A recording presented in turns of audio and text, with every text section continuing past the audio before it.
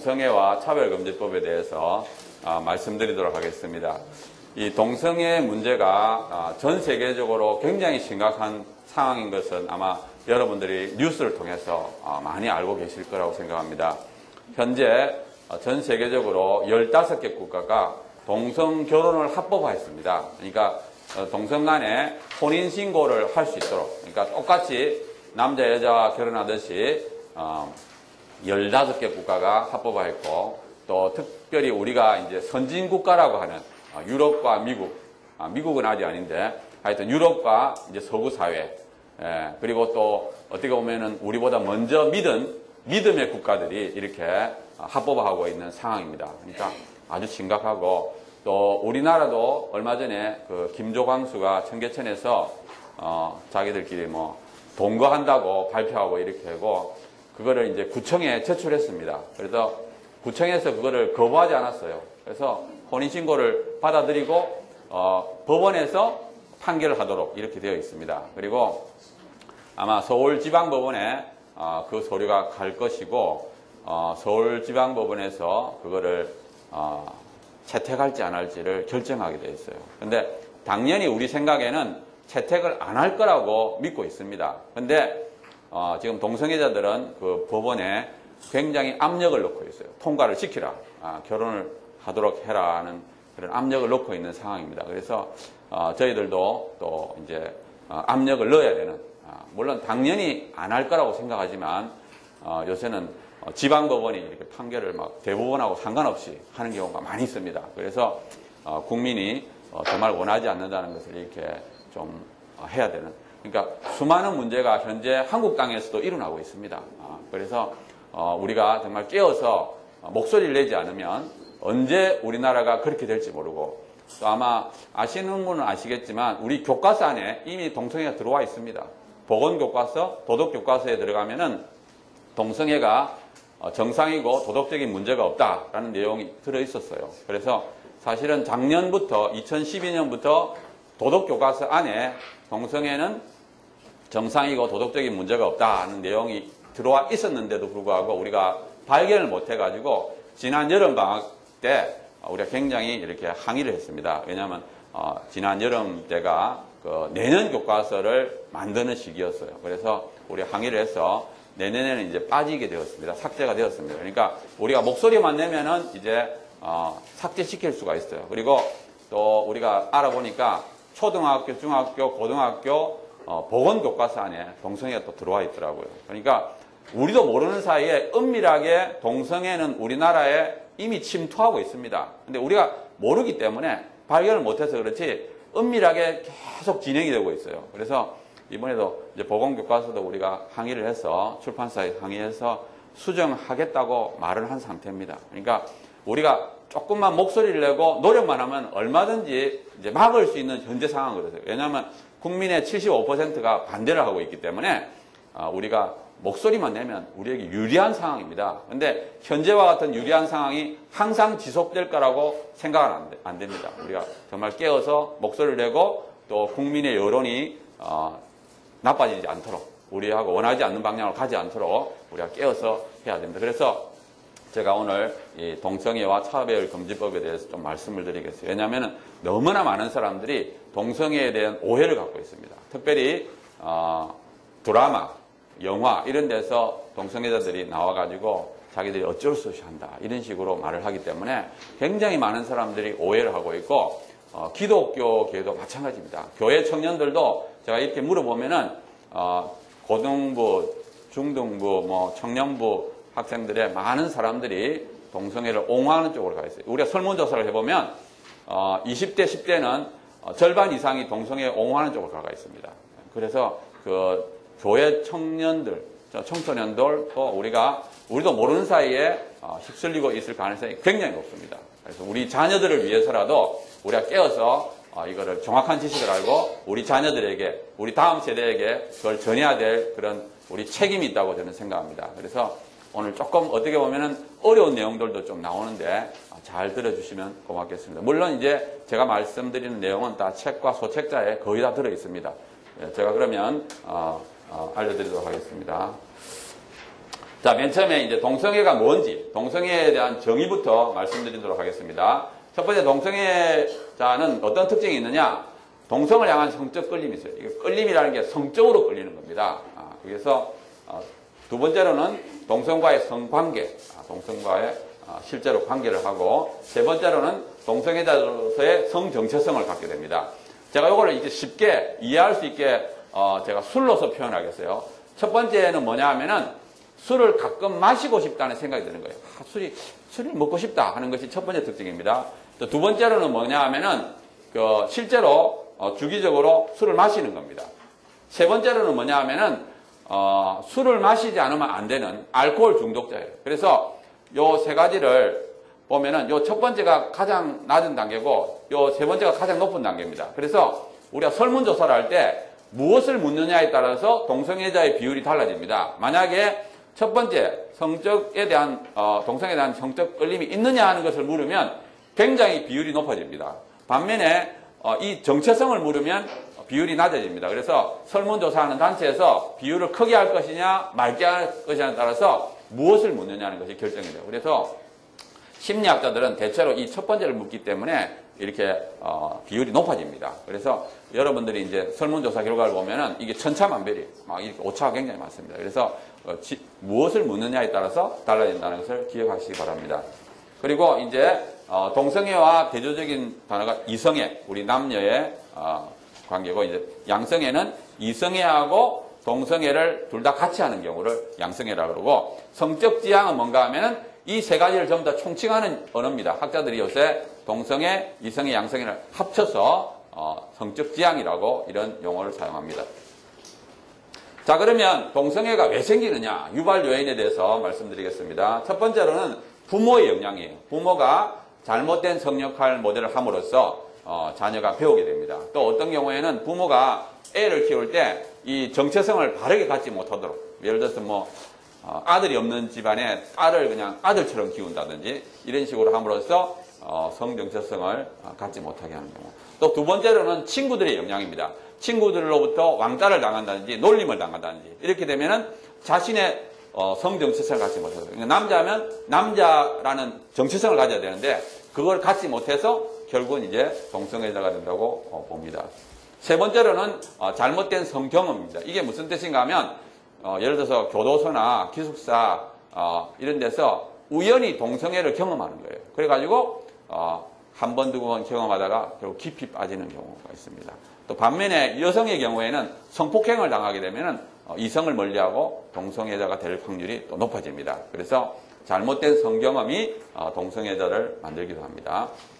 네 번째는 이제 문화의 영향입니다. 현대에 옴으로써 이 네 번째 영향이 굉장히 커요. 그래서 동성애를 옹호하고 미화하는 드라마, 영화 이런 걸 봄으로써 이제 동성애에 대한 호기심이 생기고, 또 한 가지는 음란물입니다. 포르노가 이제 동성애를 하는 음란물을 보면서 결국 이제 자기도 행동을 옮기게 되는. 그래서 현대에 와서는 이 문화의 영향이 굉장히 커요. 그래서 서구 사회가 이게 무너진 가장 큰 이유가 문화고, 우리나라도 마찬가지입니다. 우리나라도 이제 인터넷상으로 쉽게 동성애에 관한 음란물을 보기 때문에 우리 청소년들이 호기심을 갖고 행동을 옮기게 되는 겁니다. 다섯 번째는 뭔가 하면은 사회풍토예요. 그래서 동성애가 괜찮다, 이런 사회풍토가 형성됨으로써 결국 더 많은 사람들이 동성애자로 변하게 됩니다. 특별히 이제 외국의 경우에 보면은 교육을 통해서 학교에서 동성애를 실제로 가르칩니다. 외국의 경우에는 아마 초등학교 한 6학년 되면은 실제로 동성애를 성교육 시간에 가르쳐요. 그리고 너희들이 하고 싶은 걸 하라, 이런 식으로 나가기 때문에 결국 점점 동성애자가 많아지는 겁니다. 그래서 동성애자를 어릴 때부터 이렇게 동성애를 억제시키면 이렇게 줄어드는데 자꾸 권장을 하는 방향으로 지금 가고 있기 때문에 서구 사회에서 동성애자가 지금 많아지고 있습니다. 여섯 번째로는 어떤 사람은 태어나면서부터 동성애에 좀 빠지기 쉬운 성격이나 외모를 가질 수가 있어요. 반대이성과 비슷한, 그래서 다른 사람보다는 조금 더 동성애자가 될 가능성이 높아지게 됩니다. 일곱 번째는 동성애 자체가 주는 쾌감이에요. 그러니까 어떻게 보면 이제 동성애도 하나의 중독인데, 모든 중독은 쾌감이 있습니다. 도박, 마약, 알코올, 모든 것은 이렇게 하게 되면 그게 재미있어요. 쾌락을 줍니다. 그래서 이제 자꾸 빠져들잖아요. 마찬가지예요. 동성애도 똑같습니다. 동성애도 하게 되면 이성애와 똑같은 성적인 쾌감을 줘요. 그건 뭐 모두 다 그래요. 그건 뭐 타고나서 그런 게 아니라 그거는 일반적인 현상이기 때문에 자꾸 이제 하다 보면은 깊이 빠지게 되고 거기서 빠져나오지 못하게 되는 거예요. 그리고 동성애는 더 중독성이 강한 이유는 뭔가 하면은 이거는 알코올이나 마약처럼 아니라 이건 인격적인 관계입니다. 두 사람에 의해서 이루어지기 때문에 육체적인 쾌감뿐만 아니라 정서적인 친밀감도 느끼고 또 상대방으로부터 경제적인 배려도 받을 수 있고 그래서 동성애에 깊이 빠지게 되면은 정말 나오기가 어렵다는 뜻이 됩니다. 그런데 제가 여기서 이제 한 가지 강조하고 싶은 것은 제가 한 7가지 정도 이런 요인을 말씀을 드렸는데 이것 때문에 나는 어쩔 수 없이 동성애자가 됐다 이렇게 말하면 안 돼요. 왜냐하면 우리 인간에게는 어떤 환경이나 이런 경향을 이길 수 있는 의지와 절제력을 주었습니다. 그러니까 결국에는 동성애는 자기의 의지와 선택에 의해서 된 그 행동 양식이라고 보면 되겠습니다. 그래서 뭐 부모나 환경의 탓으로 돌리면 안 됩니다. 자, 그 다음에 이제 말씀드린 것이 동성애자의 비율입니다. 동성애자가 얼마나 많으냐. 첫 번째가 이제 킨제예요. 우리 아마 킨제이 보고서라는 말을 한번 좀 들어봤을 텐데 이 킨제라는 분은 어떤 분인가 하면 동물학자입니다. 동물학자인데 이분이 자기 자신이 양성애자입니다. 양성애자고 이분은 어떤 소신을 갖고 있었는가 하면 모든 성은 자유롭게 해야 된다. 여기서 모든 성이라는 말은 뭔가 하면은 동성애, 어린이, 동물, 근친 모든 것을 자유롭게 해야 된다는 이런 신념을 가진 분이에요. 그래서 이성애가 성적 행동의 표준이 아니라는 것을 보이기 위하여 이분이 이제 자료를 모으기 시작했어요. 그래서 한 20, 30년 동안 굉장히 방대한 자료를 모으고 이분이 책을 쓰게 됩니다. 그래서 이분이 2권의 책을 쓰는데 1948년에 남성의 성적 행동 또 1953년도에는 여성의 성적 행동이라 해가지고 책을 적었는데 그 내용이 뭐냐 하면 여기 있는 것처럼 미국 남성의 13%가 동성애 경향을 갖고 미국 여성의 7%가 동성애 경향을 갖는다는 것을 발표했어요. 그러니까 이것을 딱 발표하니까 센세이션을 일으켰어요. 왜냐하면 이때만 해도 미국이 굉장히 보수적인 시대입니다. 근데 이런 결과를 발표하게 되니까 막 이렇게 물론 이제 반대하는 사람 뭐 이렇게 해서 막 센세이션을 일으켜요. 근데 이분은 이런 결과를 얻기 위해서 어떻게 했는가 하면 자기가 이제 표본 조사를 할 때 그 중에 한 4분의 1을 문제가 있는 사람을 넣었습니다. 그러니까 예를 들어서 뭐 성범죄자, 소아 애호자, 노출증 환자, 교도소 수감자, 뭐 문제학교 학생 이렇게 해가지고 한 25%를 좀 문제가 있는 사람을 넣어서 결국 이와 같은 수치를 얻어냈어요. 그러니까 자기의 목적을 달성하기 위하여 이런 식으로 했습니다. 그리고 이제 그 다음에는 이제 킨제이가 이제 막대한 영향을 미쳐가지고 그 다음부터 이 킨제이 후계자들이 나왔어요. 그래가지고 어떤 주장을 했는가 하면 여기서 보면 13%, 7%니까 이걸 평균하면 10%가 돼요. 그래서 미국 사람의 10명 중에 1명은 동성애자다. 그러니까 우리가 교육을 할 때나 법이나 정책에서 배려를 해야 된다 해서 바꾸기 시작했습니다. 그래서 그때부터 이제 됐는데 아까 말씀드린 대로 이것은 과장된 거예요. 그래서 최근의 결과를 보면은 그 미국의 그 동성애자 비율은 약 1% 정도 되고 양성애자까지 합치면 한 3% 정도 된다고 보면 되겠습니다. 그러니까 굉장히 과장되어 있죠. 요즘은 이제 국가에서 조사합니다. 나라에서 이제 대단위로 이렇게 성적 지향을 조사하게 되면은 한 이 정도 나와요. 그러니까 굉장히 킨제이 결과가 과장되어 있다는 것을 알 수가 있습니다. 자, 그 다음에 이제 흥미로운 것은 우리나라는 그럼 도대체 얼마나 있느냐? 우리나라는 외국처럼 그렇게 많이 조사하지 않습니다. 보면은 1996년도에 에이즈 연맹에서 하니까 동성애자가 약 10,000명 정도 된다. 근데 물론 이거는 동성애자로서 적극적인 사람, 동성애자 성정체를 가진 사람이고 그냥 관심 있는 사람 정도 하면 한 10만 명 정도 된다고 이렇게 발표를 했습니다. 또 그 다음에 이제 2003년도, 2011년도에 한국 성과학연구소에서 발표한 걸 보면은 남성 동성애자가 약 0.6%, 양성애자가 0.3%, 그다음 동성애를 한번 경험한 사람은 한 1.1% 정도 되고, 또 11년도에는 여성의 경우에는 0.3%, 한번 경험한 사람. 그래서 여성은 남성의 한 4분의 1 정도 수준입니다. 근데 이제 이것은 서울에서 했기 때문에 우리가 전국적으로 하면은 이것의 절반 정도 된다고 볼 수 있습니다. 이 서울은 전국에 비해서 동성애자 숫자가 더 많아요. 이걸 어떻게 알 수 있는가 하면 나중에 제가 말씀드리는데 에이즈 환자들의 4분의 3%가 동성애로 인해서 걸립니다. 그래서 에이즈 환자의 분포하고 동성애자 분포가 거의 비례한다고 보면 돼요. 에이즈 환자의 분포를 보면은 서울에는 에이즈 환자 분포가 2배 정도 높습니다. 그러니까 서울 시민은 전국 평균의 2배 정도 에이즈에 걸릴 확률이 높다고 이렇게 보면 돼요. 동성애자가 그만큼 2배 정도 많다 이렇게 추측하면 돼요. 그래서 대체로 전국은 한 요것의 절반 0.1, 그 다음에 여성은 뭐 한 4분의 1 정도 수준이다. 이건 추정입니다.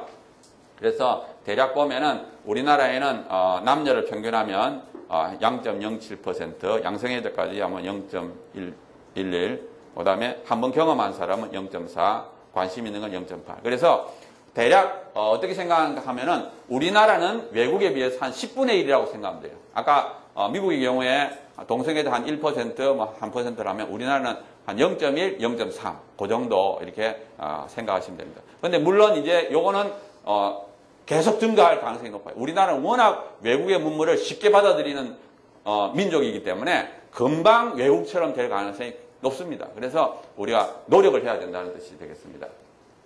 자, 그 다음에 이제 제가 말씀드릴 것은 동성애는 분명히 하나님이 금지한 죄악이라는 것을 제가 말씀드립니다. 제가 보면 레위기를 보면은 이 동성애를 가증하다 그랬어요. 이 가증하다는 뜻이 뭔가 하면은 정말 싫다는 겁니다. 물론 우리가 이 땅에 보면 수많은 죄가 있습니다. 수많은 죄가 있지만 이 동성애는 하나님이 정말 싫다는 거예요. 그래서 하나님은 이 레위기에서는 죽이라고까지 명령을 했습니다.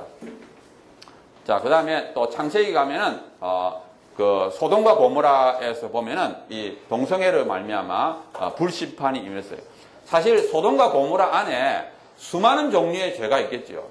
소돔과 고모라에 동성애만 있지는 않았을 겁니다. 수많은 종류의 죄악이 있었지만 성경에 특별히 동성애를 이렇게 언급했다는 말은 그만큼 다른 죄에 비해서 동성애를 하나님이 싫어한다는 뜻입니다. 그래서 결국은 수많은 죄와 더불어 동성애로 인하여 이렇게 심판을 내린 거예요. 근데 제가 이걸 보면서 늘 느끼는 게 뭔가 하면 정말 말세가 다가왔다. 왜냐하면 이 소돔과 고모라 한 도시가 아니라 지금 전 세계적으로 동성애가 확산되고 오히려 이렇게 합법하고 인정하는 단계가 되고 있으니까 하나님이 하늘 보좌에서 이 땅을 볼 때 얼마나 정말 힘들까? 하나님 마음이 얼마나 안타까울까?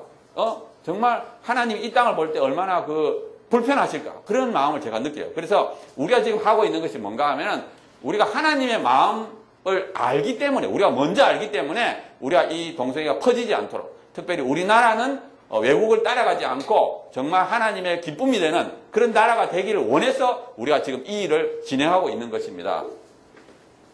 자, 그 다음에 신장을 가면은 역시 마찬가지로 하나님께서는 동성애를 나쁘다 했고, 또 보면은 이 고린도전서 보면 남색이라는 단어가 동성애인데 하나님 나라를 유업으로 받지 못한다. 그러니까 결국 천국에 들어가지 못한다는 뜻이 되겠습니다. 그럼 왜 동성애가 죄인가? 첫 번째로 하나님은 남자와 여자를 만들었어요. 그러니까 남성, 여성을 만드신 분은 하나님이십니다. 또 그 다음에 결혼제도도 하나님이 만들었어요. 한 남자와 한 여자로 가정을 이루도록 하나님께서 만들어요. 그러니까 가정이라는 제도, 결혼이라는 제도는 우리 인간이 만든 제도가 아니라 하나님에 의해서 만들어지는 제도입니다. 그리고 성이라는 것은 이 결혼 안에서만 허용이 되는 거예요. 그래서 물론 이제 동성애만 죄는 아닙니다. 여기서 말한 여러 가지 이것을 어긋나는 것은 다 죄가 되겠죠. 근데 동성애는 이 세 가지를 다 어기는 거예요. 이 세 가지를 다 어기기 때문에 하나님이 정말 동성애를 싫어하시는 거죠.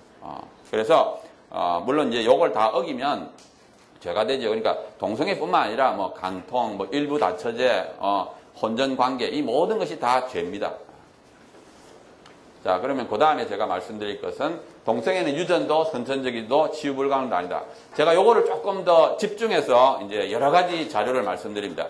왜 이거를 집중하는가 하면 사실 이게 핵심적인 주제입니다. 왜냐하면 많은 사람들이 동성애를 선천적이라고 생각해요. 그리고 이 동성애 옹호자들이 첫 번째로 이제 퍼뜨리는 게 뭐냐면 타고났다. 자기가 하고 싶어서 하는 게 아니다. 나도 어쩔 수 없이 한다. 이렇게 이제 퍼뜨리기 때문에 결국 이제 많은 사람들, 크리스천까지도 그 사람들을 이제 정지하지 못하고 정지하기를 힘들어하는, 아니 타고나서 하는 걸 어떻게 우리가 정지할 수 있느냐, 이렇게 좀 힘들어하고 결국 이제 그래서 이제 퍼져나가게 되죠. 그런데 사실 이 말이 굉장히 잘못된 말입니다.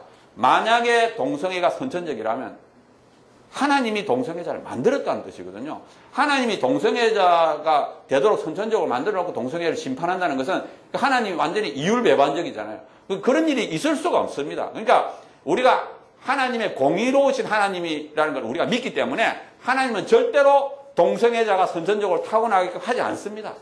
그렇게 하고 어떻게 하나님이 동성애자를 심판하고 천국에 못 들어오게 합니까? 그거는 아주 잘못된 말이에요. 근데 우리도 모르게 이 말을 세상에서 듣고는 이제 막 드라마에도 나오니까, 드라마 무슨 오로라 공주에도 나와서 그랬다 그러더라고. 오로라 공주에도 동성애가 나오는데 이제 음악이 착 나오면서 나도 어쩔 수 없이 한다, 이렇게 하니까 여자들이 그냥 드라마 보다가, 드라마 얼마나 많이 봅니까? 그러니까 이제 그 세뇌가 되는 거예요. 세뇌. 세상에 의해서 세뇌가 되는 거예요. 그래서 이게 아니라는 것을 제가 좀 이제 말씀드리겠어요. 첫 번째, 유전이 아니라는 것은 너무 쉽게 알 수 있습니다. 왜? 동성애자는 자녀를 낳지 못합니다. 자녀를 못 낳는데 어떻게 그 유전자가 다음 세대 넘어갑니까? 만약에 동성애가 유전이라면 이미 동성애는 없어져야 돼요. 왜냐하면 그 동성애 유전자가 다음 세대로 넘어가지 않기 때문에 한 세대만 있고는 끝나버려야 돼요. 유전이 안 되는, 유전자가 다음 세대로 넘어가지 못하요. 자녀를 낳아야지 유전자가 넘어가죠. 그러니까 이건 당연히 잘못된 겁니다. 또 한 가지는 뭔가 하면은 동성애는 그 유전자가 있는 것이 아니라 정상적인 유전자가 돌연변이를 일으켜가지고 이상현상이다, 이렇게 주장합니다. 그러니까 어떤 분들은, 그러니까 정상적인 어떤 유전자가 있는데 그것이 이제 잘못되어서 나타난 이상현상으로 동성애를, 그래서 요쪽에 있는 것이 유전질환들입니다. 요 유전자에 돌연변이가 생겨가지고 생긴 유전질환들인데 보면은 다 0.25% 밑에요. 그러니까 아주 빈도가 낮아요. 그리고 모든 유전질환자를 다 합쳐도 1%가 안 됩니다. 그러니까 100명당 1명꼴로 기형아가 태어나는 거죠. 근데 반면에 지금 동성애는 서구 사회에서 거의 2, 3% 되거든요. 그러니까 이걸 돌연변이에 의한 현상으로 보기에는 너무 빈도가 높다는 거예요. 그러니까 돌연변이 아니다, 그런 뜻입니다. 또 그 다음에는 나이에 따른 변화를 보면은 이게 20대, 30대, 40대, 50대 되면 팍 줄면 됩니다. 만약에 이게 몸에 의한 거라면 나이가 들어도 변하지가 않아야 되죠. 그런데 나이가 들면 이렇게 감소한다는 것은 역시 몸에 의한 것은 아니다. 또 청소년기를 어디서 보냈느냐? 만약에 시골에서 보내면 동성애자가 될 확률이 낮고 대도시에서 자라면 동성애자가 될 확률이 높습니다. 그러니까 이것을 통해서 동성애는 구천적인 영향, 환경에 의한 영향이 크다는 것을 알 수가 있습니다. 그 다음에 다섯 번째로는 동성애를 나타나는 유전자가 발견되지 않았습니다. 자, 요걸 이제 좀 강조를 하는데 동성애를 유발하는 유전자가 발견된 적이 없습니다. 근데 왜 이렇게 확산됐느냐? 자, 요 결과 때문에 그런데 1993년도에 해머라는 분이 사이언스에 발표했습니다. 사이언스는 굉장히 유명한 학술지예요. 그 내용이 뭐냐면 남성 동성애가 X 염색체 위에 있는 XQ28, 요게 유전자 군입니다. 유전자 집단인데 요것과 상관관계가 있다고 발표했어요. 그러니까 1993년도에 이 해머라는 분이 사이언스라는 유명한 학술지에다가 동성애와 어떤 유전자와 상관관계가 있더라고 발표를 했습니다. 그러니까 이게 이제 발표가 되니까 서구의 언론들이 대서특필했어요. 왜냐하면은 드디어 동성애 유전자를 발견했다. 이때까지 우리가 그 유전자를 몰랐는데 드디어 X 염색체에 있는 어떤 유전자들이 동성애와 관계가 있대 해가지고 이걸 막 대서특필했습니다. 근데 사실 이 해머라는 분이 동성애자입니다. 그 다음에 이제 1993년도에 가면 이 라이스라는 분이 이 해머가 주장한 이 XQ28 안에 있는 유전자들을 이렇게 다 이렇게 해가지고 또 동성애와 아닌 사람들과 비교를 하니까 관련이 없다고 발표했어요. 사이언스에. 그러니까 이제 해머는 또 라이스 결과가 잘못됐다 이게 막 반박이 붙었습니다. 그러다가 2005년도에 그 해머를 포함한 연구팀이 이제 많은 가계를 조사해가지고 동성애와 유전자가 상관없다고 결론을 내렸어요. 그러니까 여기서 보면은 이 93년이 이게 완전히 잘못됐다는 게 확인된 거는 12년 후 2005년도에 비로소 이게 첫 번째 93년도의 결과가 잘못됐다는 걸 확인이 된 겁니다. 그런데 한번 보세요. 요 12년 동안 이 1993년부터 12년 동안에는 동성애가 유전자라는 것이 이제 서구 사회에 확 퍼진 거예요. 예? 그러니까 언론에서 뭐 대서특필학 유전자 발견됐다 하니까 일반인들은 과학자가 아닌 사람들은 그냥 그걸 신뢰하잖아요. 그래서 유전인갑다 하는 것이 이제 확 퍼진 거예요. 근데 그것이 아니라는 것이 2005년도에 이제 다시 밝혀진 거죠. 그렇지만 2005년도에 이미 늦었어요. 2005년도에는 모든 법과 정책들이 다 동성애자 편으로 이미 다 수정이 된 상태입니다. 그러니까 해머가 이제는 뭐 이거 아니다고 말해도 자기한테 아무 손해볼 게 없어요. 자, 그 다음에 이제 동성애가 아까 아기를 못 낳기 때문에 유전이 아니다 이렇게 제가 했는데 그거를 또 반박하는 논리들이 있습니다. 여기 인터넷상에 있기 때문에 제가 소개합니다. 첫째 보면은 남성 동성애 유발 유전자가 여동생과 누나에게 존재하고 남성 동성애자는 가족 부양을 돕니다. 이게 무슨 말인가 하면 엄마에게 유전자가 있던 것이 이 남성 동성애자에게 올 뿐 아니라 여동생하고 누나에도 동성애 유발 유전자가 같다는 거예요. 그리고 그 누나하고 여동생은 자녀를 낳아가지고 그 유전자가 다음 세대로 넘어가고 남성 동성애자들은 누나와 여동생이 자녀를 많이 낳도록 도와준다는 겁니다. 근데 이걸 우리가 삼촌 이론이라고 그래요. 근데 이게 사실은 말이 안 되는 게 뭔가 하면 동성애자들은 보통 관계를 끊습니다. 가족하고 이제 관계를 잘 안 하고 멀리 떨어지지 뭐 누나하고 여동생이 자녀 많이 낳도록 도와주지 않습니다. 두 번째로 이제 또 논리가 뭔가 하면은 남성 동성애자는 섬세한 성품을 가져서 여성의 인기가 많고 자녀를 많이 낳습니다. 자, 이것도 좀 말이 안 돼요. 남성 동성애자는 약간 여성적입니다. 그래서 섬세한 면은 있어요. 그래가지고 여성에게 인기가 많다 그러는데 남성 동성애자는 여자에 관심이 없습니다. 통계를 보면은 남성 동성애자는 한 15%가 결혼을 합니다. 그러니까 주위에 부모와 이렇게 압력에 의해서 막 억지로 그냥 하는 사람이 한 15%밖에 안 돼요. 그래서 그 다음 세대로 유전자가 갈 가능성이 적습니다.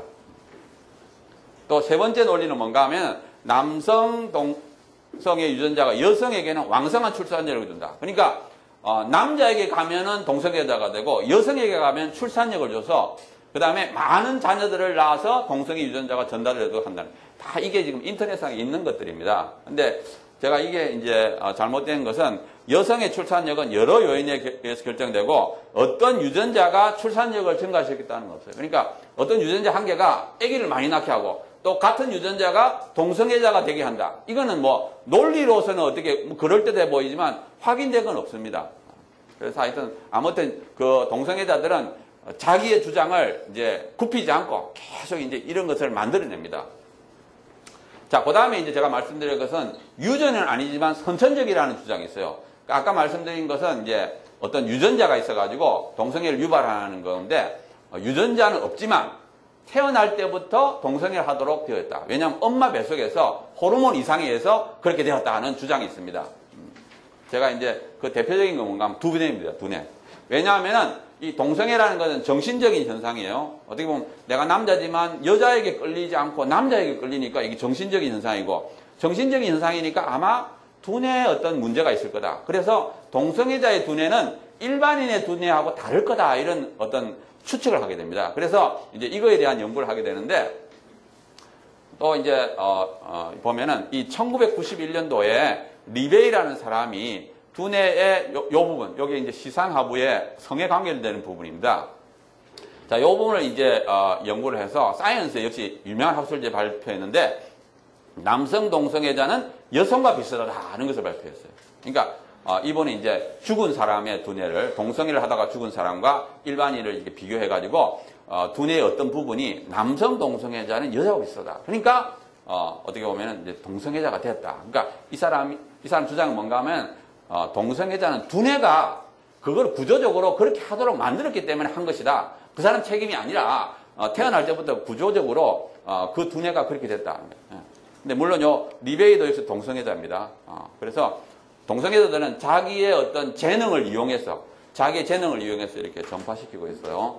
자, 요게 이제 아니다고 밝혀진 거는 2000년에 이 바인이라는 사람이 똑같은 영역, 요 영역을 이제 조사했는데 남녀 차이는 있어도 동성애자와 이성애자 차이는 없었습니다. 그러니까 바인이라는 사람은 이 샘플을 블라인드 했어요. 그러니까 이 샘플이 동성애자인지 이성애자인지 뭐 여자인지 남자인지 블라인드 처리하고 이렇게 조사를 해보니까 차이가 없다는 것을 밝혔습니다.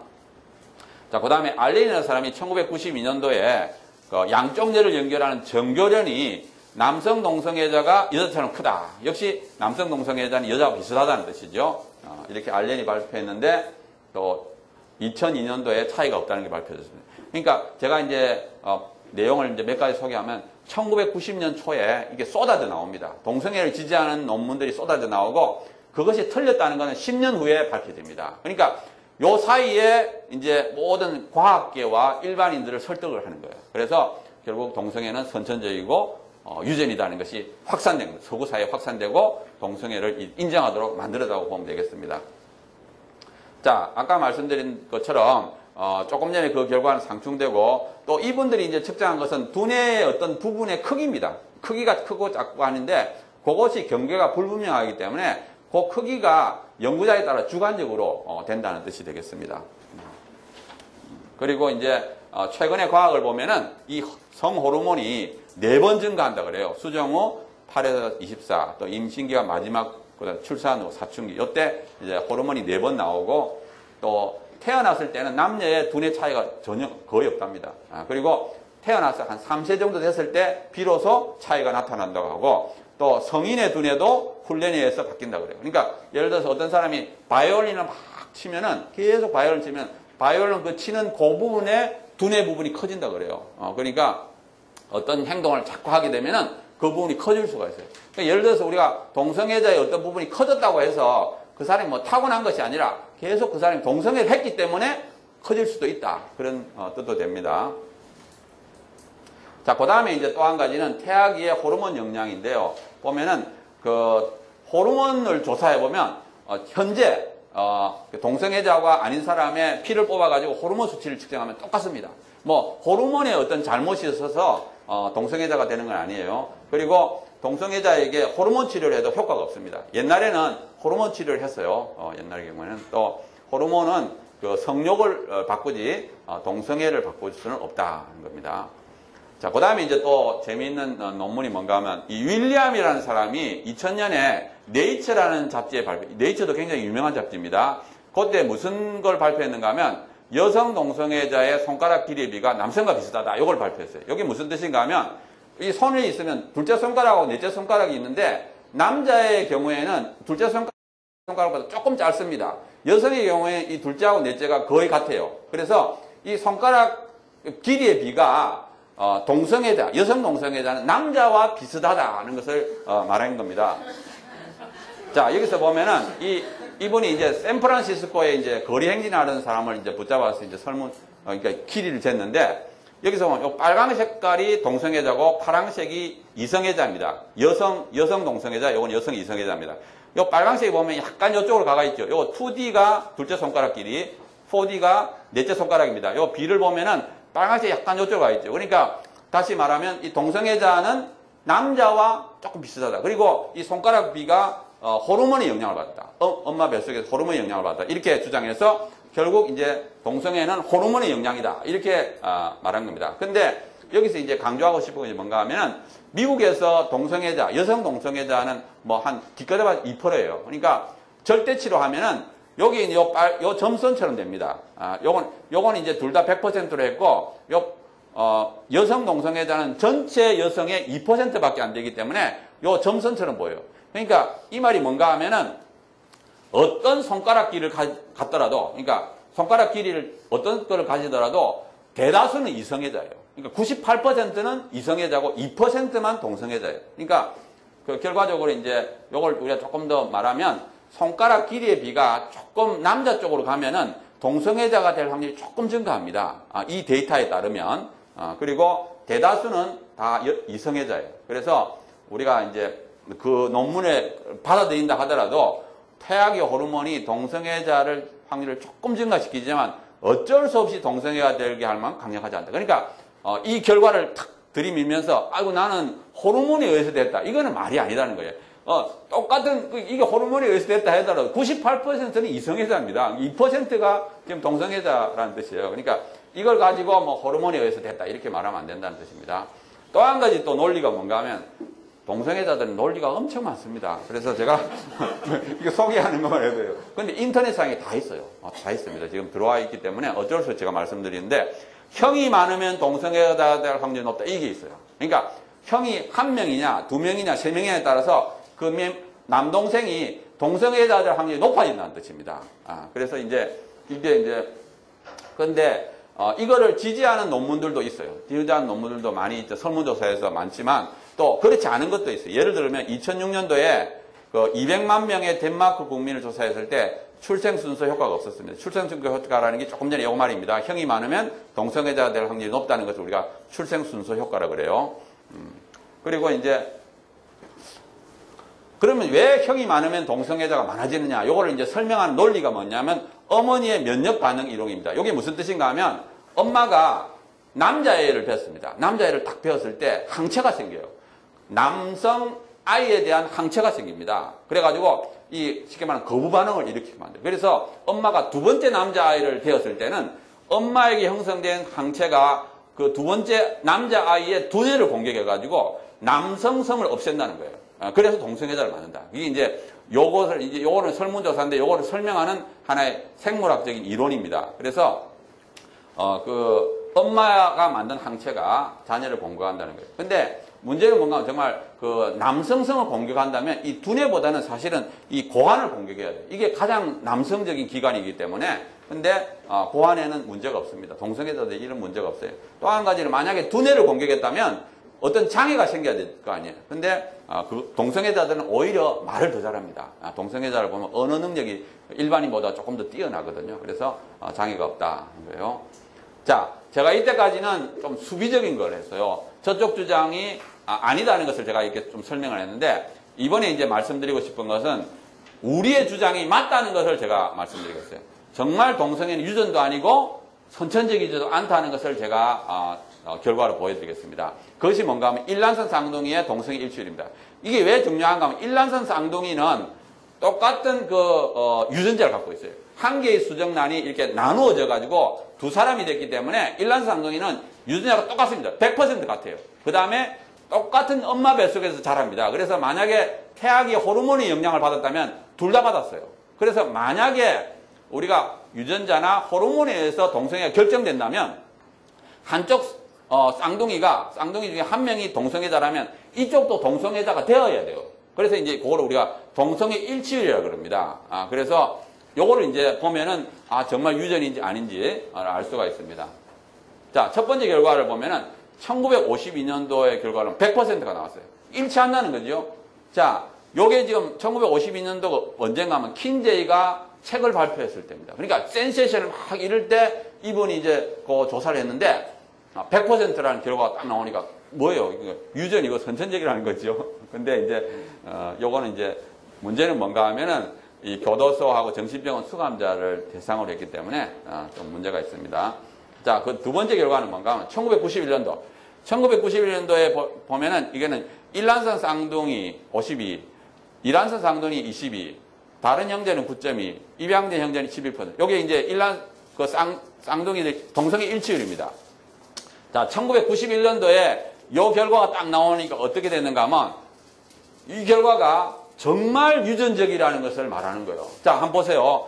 일란성 쌍둥이는 유전자가 같습니다. 그러니까 52%. 굉장히 높죠, 일치율이. 자, 이란성 쌍둥이는 유전자가 안 같습니다. 그러니까 22%. 그러니까 요 결과를 딱 보면은 진짜 동성애는 유전이구나.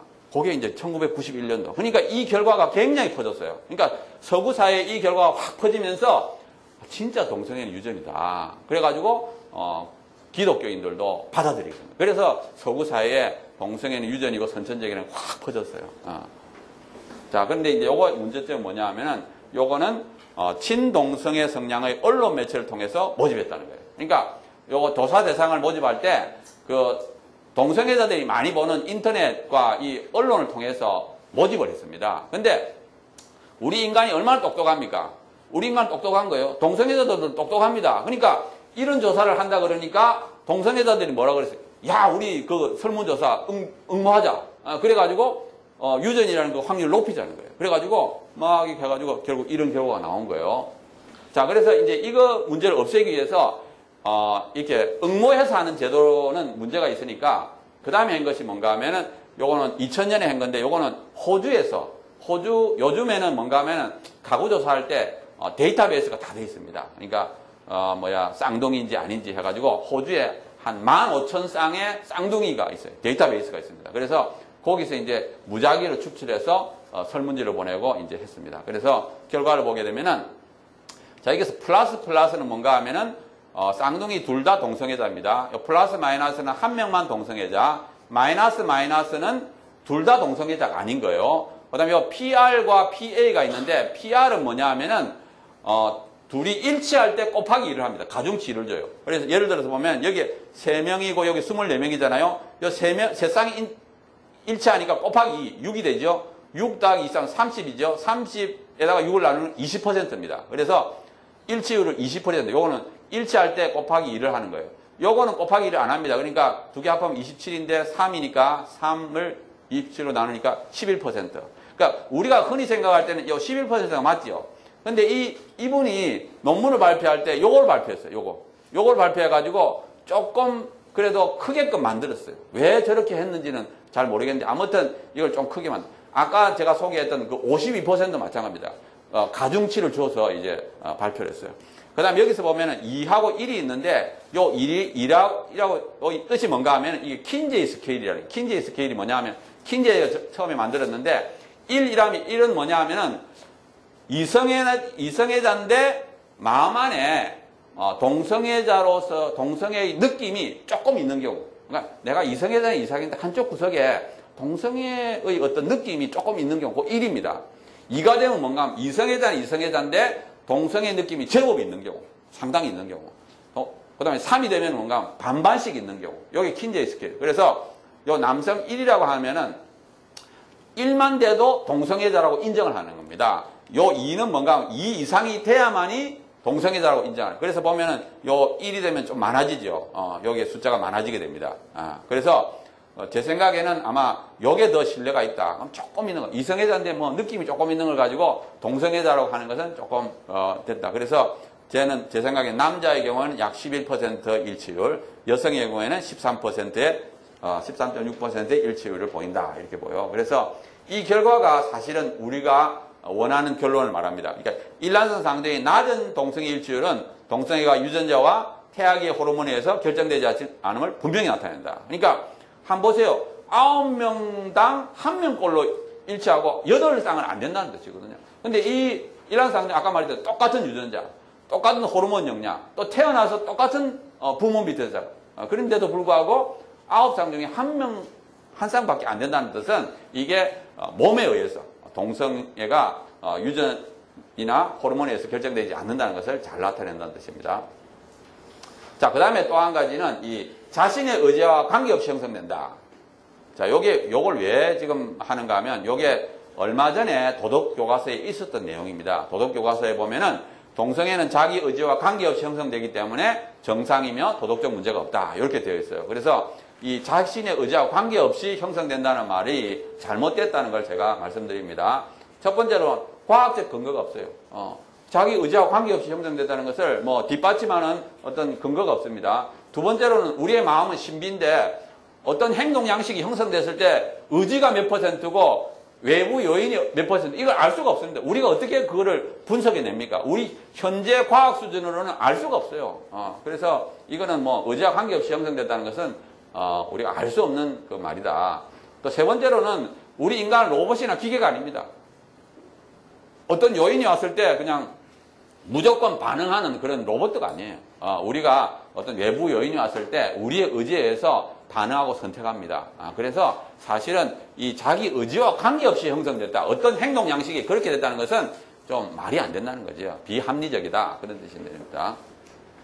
자, 또 한 가지 이제 뭔가 하면은 동성애가 어릴 때 형성되어 책임을 물을 수 없다. 이게 무슨 말인가 하면 이제 동성애자들을 설문조사하면은 당신은 언제 동성애자로서의 느낌을 발견했습니까? 이렇게 물어요. 그러면 어떤 사람들은 고등학생이다, 중학생이다 이런데 어떤 경우에는 아주 어린 나이에 자기가 동성애를 처음 느꼈다 이렇게 말하는 경우도 있습니다. 그러면 우리가 여기서 보면은 정말 어릴 때 초등학생이 동성애자의 느낌을 만약에 가졌다면 우리가 그 어린 아이에게 야, 그건 네 책임이다 이렇게 말할 수 있느냐는 거예요. 에?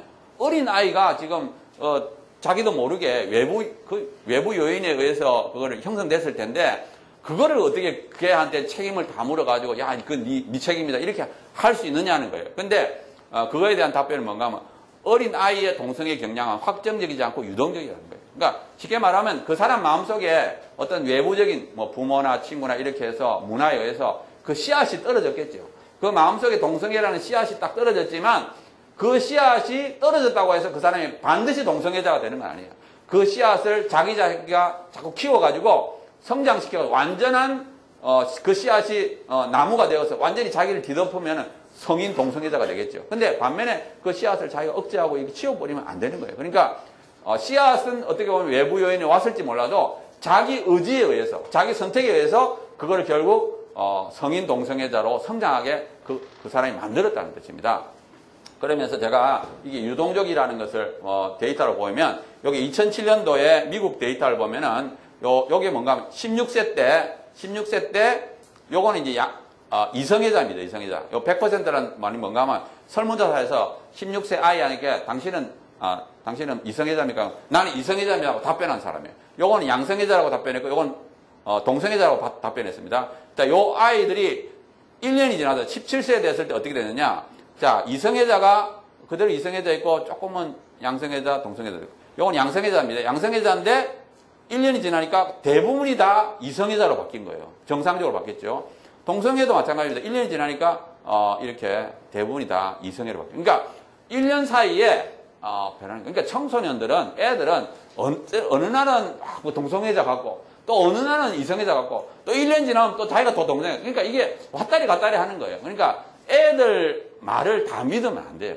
자기도 모르지. 자기 마음속에 이제 난 동성애가 느껴져 이러다가 1년이 지나면 또 바뀌는 거예요. 그러니까 이 어릴 때에 이건 유동적이기 때문에 그거를 그냥 하면 안 돼요. 근데 문제는 뭔가 하면 서구 사회는 그걸 권장을 한다는 거예요. 야, 네가 동성애 필링이 있어? 그럼 그거를 해. 괜찮아. 이런 식으로 권장을 하니까 우리가 교육을 통해서 그걸 억제를 시키면 그걸 자기가 의지적으로 좀 이렇게 제거하려면 쉽게 제거가 되는데 어린 경우에는 쉽게가 조금만 노력하면 제거가 되는데 자꾸 사회가 교육이 문화가 이렇게 권장을 해버리니까 결국 동성애자로 클 확률이 높다는 것입니다. 자, 그 다음에 이제 치유 불가능이 아니다. 이거는 이제 동성애자들은 치유가 불가능하다 이게 주장을 하기 때문에 그렇지 않다. 수많은 전문가들의 이런 사례가 있다는 걸 보여주고 또 실제로 자기가 이제 벗어난 경우도 있어요. 이호나 목사의 경우에는 40세까지 이태원에서 술집을 경영했습니다. 그러니까 아주 동성애자였는데 40대 중반에 이렇게 변화가 됐어요. 이것도 마찬가지 이 밑에도 동성애 단체 대표고 이렇게 했는데 결국 끊고 나왔습니다. 또 한 가지는 이제 동성애자를 끊고 나온 사람들이 다른 사람을 도와줘요. 이걸 전 동성애 단체라 그럽니다. 자기가 옛날에 동성애자였는데 그걸 끊고 나와가지고 이제는 다른 동성애자들을 도와주는 그걸 우리가 전 동성애 단체라 그래요. 그래서 수많은 단체들이 지금 열심히 활동하고 있습니다. 그러니까 치유 불가능은 아니다 그런 뜻입니다. 자, 그러면 왜 이렇게 유전이고 선천적이라고 주장하느냐? 첫 번째는 자기 합리화예요. 나는 어쩔 수 없이 한다. 내가 하고 싶어서 하는 것이 아니다. 그래서 어떤 다른 사람들의 비난을 피하고 합리화하기 위해서 첫 번째 이야기하고 또 두 번째는 강한 중독성입니다. 이게 동성애가 정말 깊이 들어가게 되면 나오기가 어려워요. 그러니까 자기도 빠져나오려고 끊으려고 막 노력을 했는데도 불구하고 번번이 실패하니까 나중에 어떤 생각을 갖나? 나는 타고났다. 나는 어쩔 수 없는가 보다. 이게 본인이 스스로 자기 자신에 대해서 그런 오해를 하는 겁니다. 그리고 이제 세 번째 중요한 이유 중에 하나가 동성애자의 학자들의 노력입니다. 이 사람들이 계속 논문을 내요. 동성애는 유전이고 선천적이라는 걸 계속 내니까 이렇게 막 세상에 퍼져 있으니까 동성애자들은 유전이다 선천. 또 우리나라 보면 똑같습니다. 인터넷상에 들어가면 이런 내용이 엄청 많아요.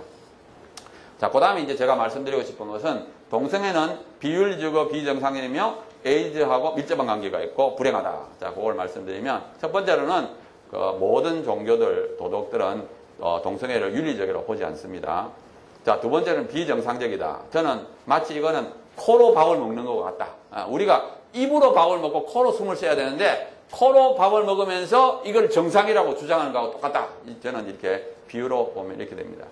그리고 이제 남성 동성애자의 경우에는 그 항문에다 관계를 해요. 이 항문은 사실은 배설기관이 아니에요. 우리 기관은 다 고유의 기능이 있습니다. 그리고 그 행동을 하도록, 그 기능을 하도록 만들어져 있습니다. 이거는 뭐 자연의 섭리예요. 처음부터 그렇게 만들어져. 근데 이제 이거는 억지로 이렇게 하다 보니까 수많은 문제가 생기게 돼요. 남성 동성애자들은 항문 성관계 거의 많이 합니다. 대부분 합니다. 또 그다음에 항문 바로 위에 있는 것이 직장인데, 직장은 아주 얇은 피부층으로 되어 있어요. 한 층의 피부로 되어 있기 때문에 조금만 이 충격을 주면 찢어지고 피가 나고 그걸로 해서 감염이 됩니다. 그래서 수많은 병들이 그걸로 이제 전달이 되고, 뭐 B형 감염이나 에이즈 이런 것이 전달. 또 성관계로 이런 하고, 또 구강 성관계, 항문 성관계로 또 이런 수인성 전염병이 성행위로 인해서 전염이 됩니다. 자, 그 다음에 이제 제가 좀 강조하고 싶은 것이 에이즈하고 아주 밀접한 관계를 갖고 있어요. 물론 에이즈 환자에 대한 제가 뭐 하는 것이 아니고, 동성애자들이 에이즈에 많이 걸린다는 것을 말씀드립니다. 자, 우리나라 통계입니다. 2010년도 에이즈 감염된 통계를 보면은 약 7,600명 되는데, 그 중에 92%, 그러니까 대부분이 남자입니다. 에이즈 감염민은. 그리고 그 중에 43%가 동성애로 인하여 감염이 되어 있습니다. 자, 에이즈 걸릴 확률은 동성애자들은 일반인에 비해서 약 180부터 400배 정도 되고, 또 우리가 논문을 쓸 때 고위험군으로 남성 동성애자하고 율락 여성을 선택합니다. 그런데 이 남성 동성애자가 더 위험한 군이에요. 예, 그래서 논문들을 보면은 그렇게 되어 있습니다.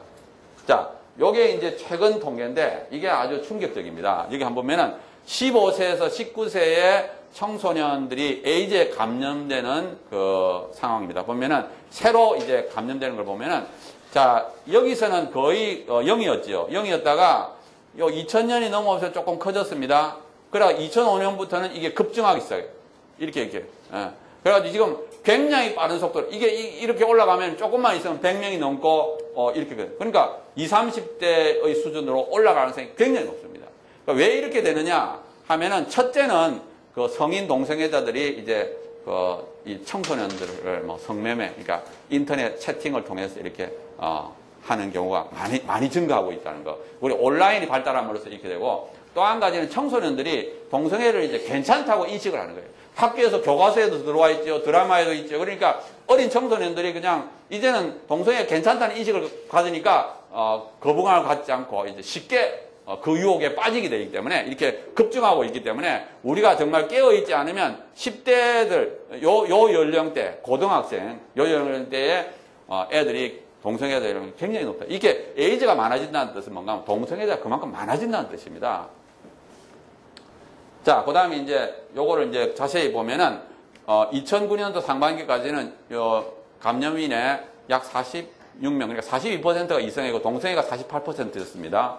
그 다음에 2011년 말까지는 요 이성애가 37%, 요건 56%. 많이 증가했죠. 그래서 제가 증가한 사람만 이렇게 보면은, 요 기간 2년 반 사이에 증가한 사람만 보면은, 이성애로는 13명이고, 동성애는 37명. 그러니까 3배입니다. 그러니까 이게 급증하는 그 이유가 뭐냐 하면 동성애라는 걸 알 수 있어요. 이렇게 급증하는 것이, 이성애가 아니라 동성애에 의해서 결국 청소년들이, 15세, 19세가 이렇게 증가하고 있다는 것을 알 수 있습니다. 자, 외국의 통계를 보면은, 중남미에 약 150만 명의 에이즈가 그 절반이 동성애다. 또, 그 다음에, 요건 미국인데, 미국의 경우에 약 2008년부터 20년, 그러니까 요 3년 사이에 동성애로 인해서 한 게 70%. 그러니까 우리나라보다 조금 더 하지요. 우리나라는, 이 정도는 아닌데, 우리나라는 한 43% 요 정도인데, 미국은 70%가 동성애로 말미암아, 에이즈 감염이 됩니다. 그 다음에 캐나다는 75%, 또 프랑스도 65%, 또 방콕도 보면은 한 50%. 그리고 동성애자 중에 한 31%가 감염되어 있고, 파키스탄이 있어요. 그러니까 이 동성애로 인해서 에이즈가 이렇게 확산되는데도 불구하고 캐나다, 미국, 프랑스가 다 합법화하고 있어요. 그러니까 에이즈가 이렇게 되면은 거부감을 느낀 것 같은데 이미 그것에 대한 무감각해졌다는 것을. 서구 사회는 이미 에이즈가 동성애 밀접한 관계가 있음에도 불구하고 무감각한 단계가 되었다는 것을 알 수가 있습니다. 그래서 우리나라도 마찬가지로 감염 비율로 보면은 동성애자는 약 5.5%, 그러니까 100명당 한 6명 정도가 에이즈 환자입니다. 동성애자 중에 6명 정도. 그러니까 동성애자 집단에 가면은 많이 퍼져 있다는 것을 알 수 있고, 또 일반인은 뭐 0.03%, 그래서 약 180배가 높습니다. 자, 요거는 이제 그냥 넘어가야 되고. 그럼 왜 이렇게 동성애자에게 에이즈 환자가 많으냐? 첫 번째는 이 관계가 너무 복잡해요. 여기서 보면은, 요건 물론 1978년도 에이즈가 발견되기 전인데, 32%는 100명에서 499명, 15%는 500명에서 999명, 28%는 1000명 이상. 이렇게 너무 이 관계를 많이 하니까 이게 막 서로서로 이제 전염이 되는 거죠. 확 퍼지는 거죠. 그리고 모르는 사람과 합니다. 그래서 결국 이런 난잡한 관계와 아까 말했던 대로 학문선교에 의해서 이게 에이즈 환자들이 많다. 동성애 집단에는. 그러고 이제 불행하다는 걸 보면은 대체로 이제 한 2.5년 정도밖에 안 사귀어요. 남자, 여자 평균해서 한 2.5년 되면 이제 헤어져요. 평균 사귀는 기간이. 또 알코올 중독 환자가 될 확률도 2배. 또 자살률도 3배. 그리고 수명도 일반인에 비해서 약 25년에서 30년. 또 알코올 중독 환자보다도 5년에서 10년도로 짧습니다. 그래서 근데 왜 이렇게 수명이 짧은가 하면은 질병 때문에 그래요. 아까 말했던 대로 에이즈뿐만 아니라 수많은 질병에 노출이 되기 때문에 이렇게 짧게 되는 겁니다. 자, 제가 조금 빠르게 나가는데, 자, 그 다음에 이제 차별금지법에 대해서 말씀드리겠어요. 자, 우리가 뭐 동성애자들을 혐오한다 그런 뜻은 없습니다. 자, 근데 이제 차별의 의미가 뭐냐면은 구별, 분리, 구별, 제한, 배제하거나 분리하게 대응하는 것. 그러니까 이 차별의 의미가 구별도 하면 안 돼요. 구별하면 안 됩니다. 그러니까 이 법적인 의미를 보면 두 가지가 있어요. 하나는 첫 번째 의미는 뭔가 동성애자를 손가락질하고 조롱하고 괴롭히는 걸 금지한다. 자, 이것은 우리가 받아들여야 되죠. 비록 동성애가 문제가 있더라도 동성애자들을 이렇게 손가락질하면 안 됩니다. 반면에 적극적인 의미가 뭔가 하면 동성애를 분리, 구별, 초타해서는 안 되는, 즉 동성애를 아무런 윤리적인 문제가 없는 정상으로 인정해. 요게 문제가 되는 거예요. 이게 법으로서 규정할 때는 이 두 가지가 다 들어가기 때문에 그래서 우리가 차별금지법 안에 동성애가 들어가면 안 된다 이렇게 주장하고 있는 겁니다. 자, 이게 들어가면 어떤 문제가 생기느냐? 동성애를 정상으로 공인하게 됩니다. 그러면 비윤리적이라고 말하면 이제 처벌을 받습니다. 그리고 그 법에 의해서 벌금이나 징역이나 이런 것에 의해서 받고 결국 자기의 윤리관이 존중되지 못해요. 우리가 개인의 윤리관은 존중되어야 되는데 이거는 무시가 돼버려요. 나라에서 딱 가이드라인을 정해서 그걸 안 따르면 이제 처벌이 돼요. 동성애는 정상이라는 어떤 윤리관을 딱 만들어 놓고 그거를 안 따르면은 법에 의해서 처벌을 받는다는 거예요. 자, 실제로 처벌이 되는 사례들이 여기 적어 놨어요. 1997년에 보면은 그 보건국장 공무원이죠. 동성애를 죄라고 이제 말을 함으로써 파면이 됐고 또 2000년에는 이거는 기업체죠. 기업체 내에서 동성애는 죄라고 해서 회사에 파면됐고 또 2001년도에는 동성애를 정죄하는 성경 구절을 게시판에 부착했다고 파면이 되고 또 캐나다 시의원은 동성애는 비정상이고 비자연적이라고 말을 했는데 벌금과 사과하는 판결을 받아요. 그러니까 일단 이 법이 딱 통과되고 나면은 동성애를 비윤리적이라고 공개 장소에서 말하면 안 돼요. 공개 장소에 말하면 처벌을 받게 되어 있습니다. 자, 또 한 가지 이제 교육 현장에 생기는 거예요. 이제 교육 현장에서 동성애를 정상이라고 가르쳐야 되고 무리를 이렇게 징계할 수 없고 학교에 동성애자를 만들고 또 학교는 그걸 후원해야 됩니다. 적극적으로 후원해야 됩니다. 그 다음에 이제 상담할 수도 없고 또 이제 학생에게 뭐라고 가르치는가? 너가 부모가 잘못됐다고 하면 그거 엄마 잘못했다고 그건 잘못된 거라고 이렇게 가르치는 거예요. 그러니까 애들부터 이제 완전 철저하게 교육을 시킵니다. 그래서 보면 이제 캐나다에서 보면은 요게 이제 쭉 가르쳐가 6학년쯤 되면은 7학년쯤 되면 우리나라 6학년이죠. 실제로 동성애 그 방법까지 다 가르쳐 줍니다.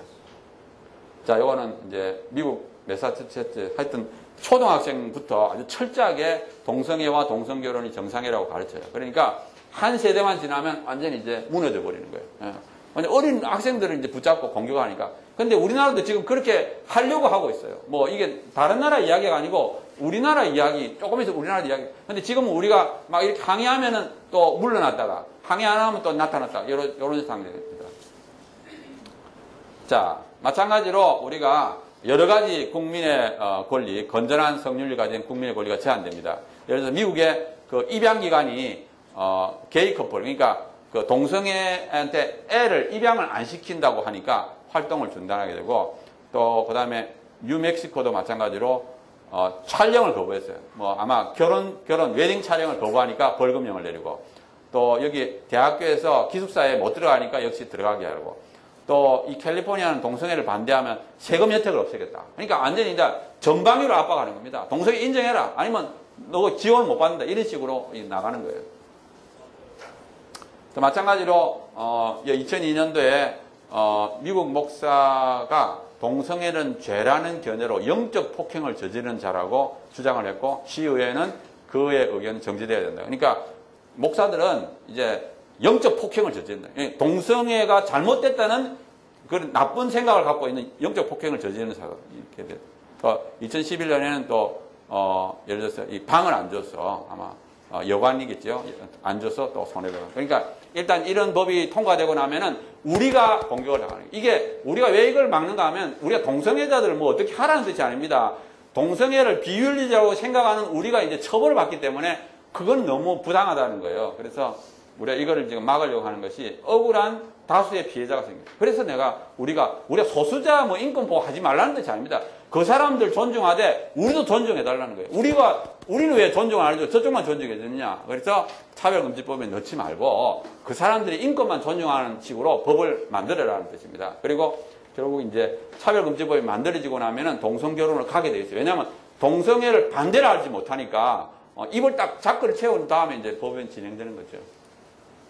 자, 그 다음에 이제 기타 논리는 개인의 자유다. 개인의 자유인데 왜 이걸 반대하느냐?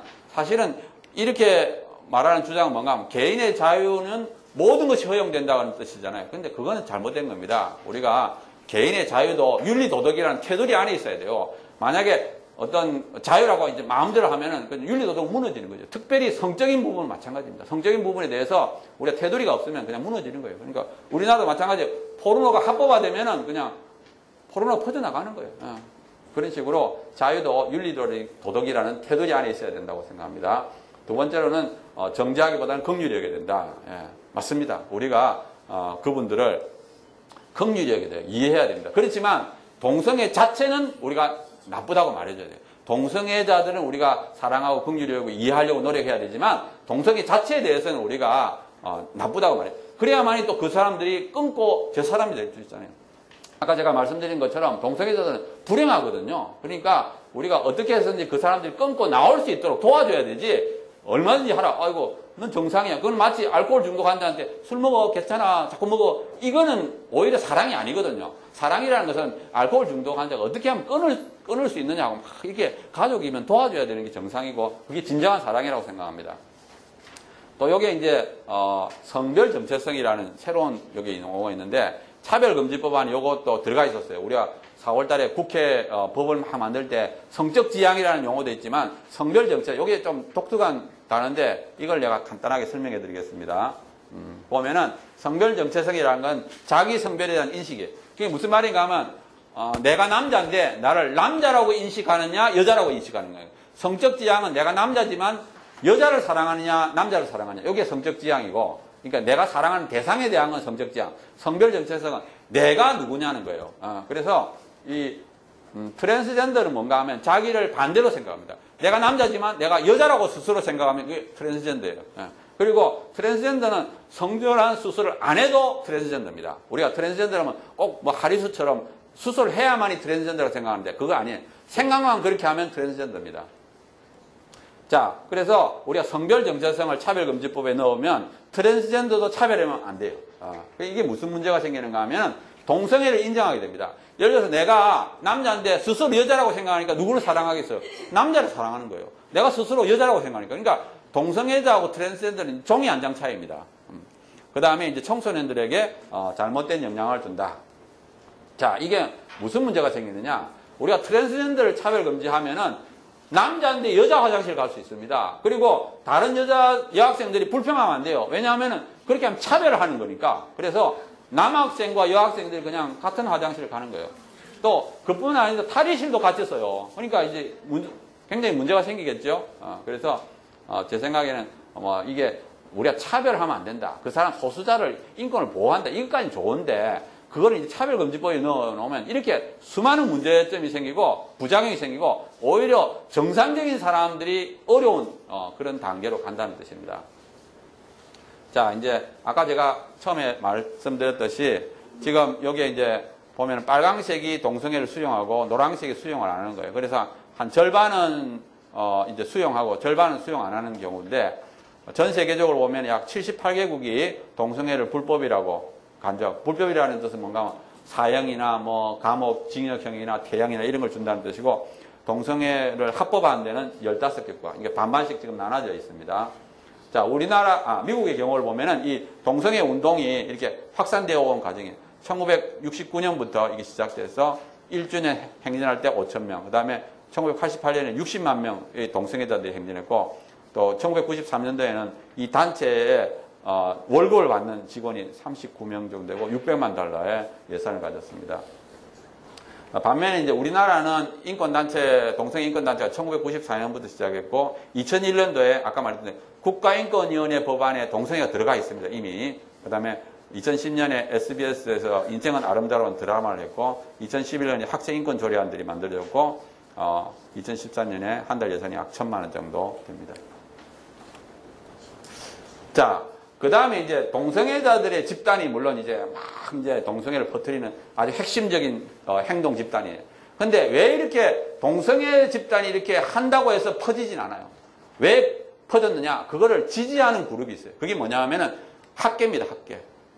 지금 현재 대다수의 과학자, 학자들은 무신론과 진화론 이런 걸 믿어요. 그러니까 어떻게 보면 동성애 친화적입니다. 그래서 동성애자들이 막 앞장서서 하고 이 학계는 그거를 이제 뒷받침하는 거죠. 그래서 결과적으로 그런 논문들을 이제 발표하도록 하고 그래서 어떻게 보면 이 전문가 그룹이 어떻게 보면 동성애를 지지하기 때문에 이게 참 힘든 싸움이 되어가고 있어요. 그 다음에 또 한 가지는 뭔가 음란물의 확산입니다. 음란물이 확산돼가지고 모든 사람들이 이제 모든 사람까지 하면 안 되겠다.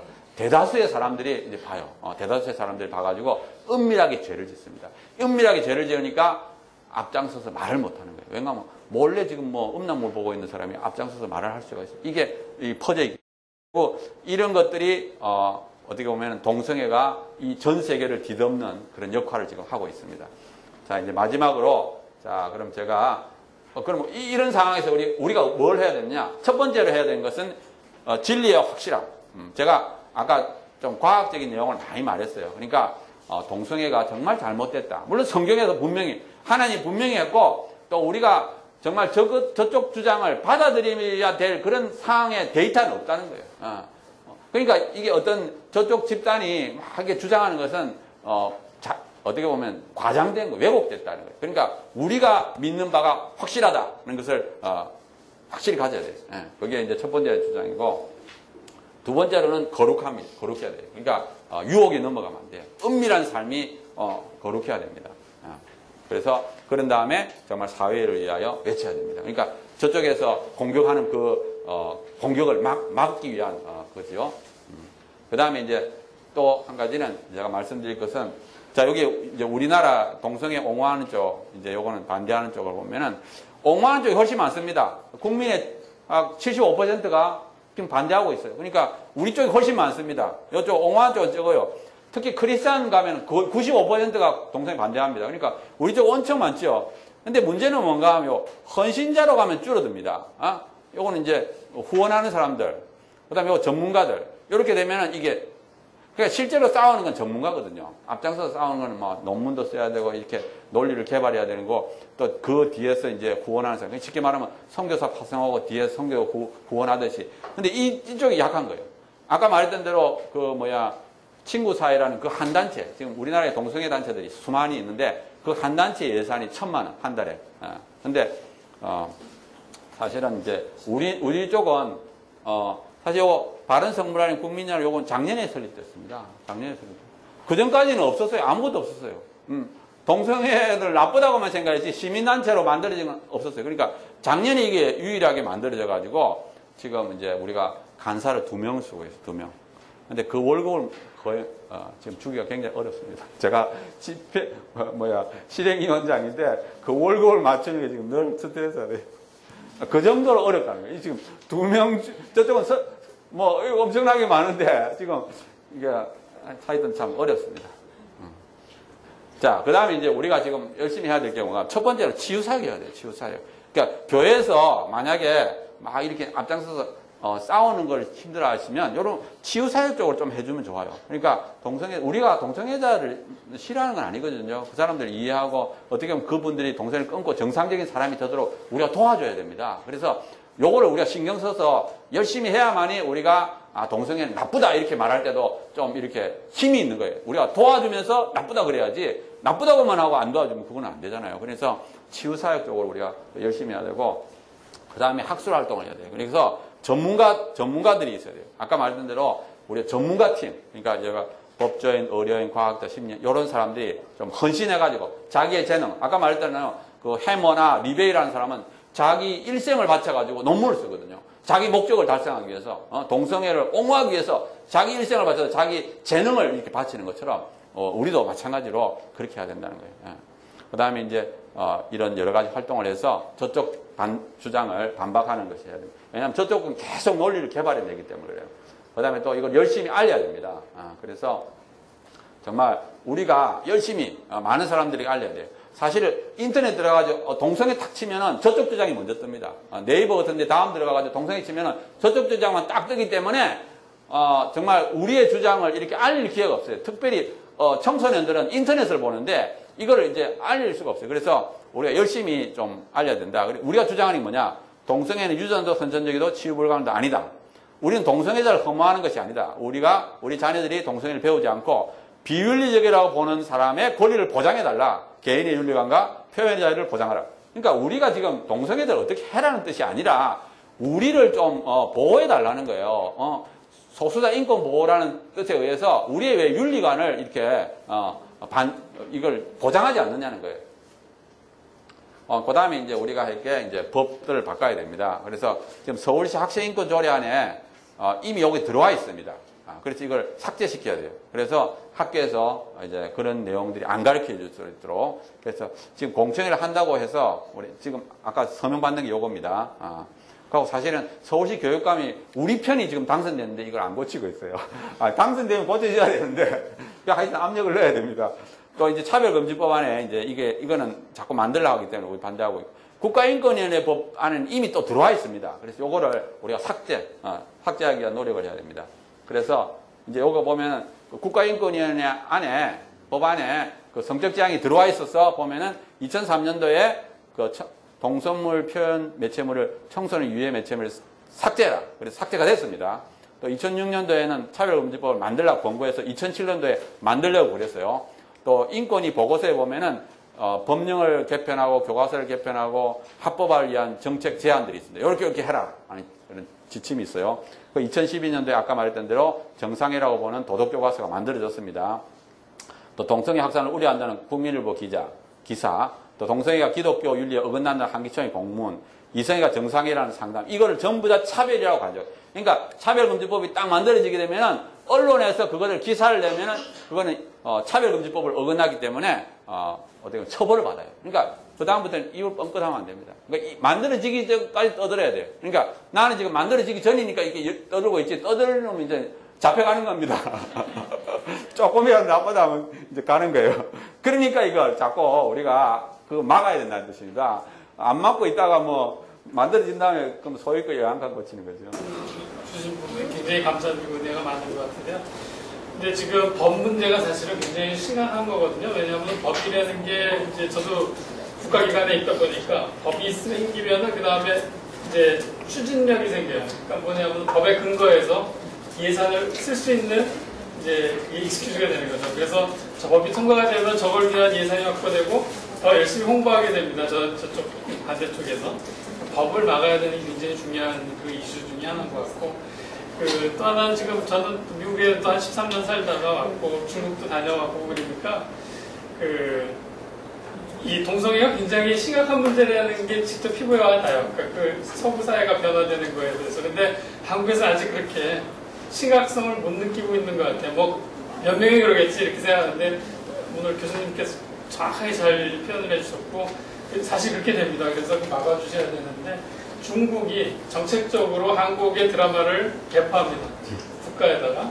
왜냐하면은 그 문화혁명 때 이 예의가 다 사라져가지고 다 부모님 다 잡아주기 이래가지고 그 지금 예절 교육을 가르치는 걸로 한국 드라마가 제일 좋다는 걸로 한류를 일으키는 겁니다.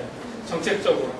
그렇기 때문에 한국의 문화라는 게 이런 정체성을 갖다가 동성을 금지하는 게 우리의 문화다 그러면 13억 인구한테 그 문화가 그대로 전파가 되는 거예요. 그러니까 사실 우리가 굉장히 적극적으로 막아야 되는 게 이 아시아하고 소련 이쪽 부분은 다 우리가 지키는 굉장히 큰 역할을 할 그런 역사가 되지 않나 이렇게 생각합니다.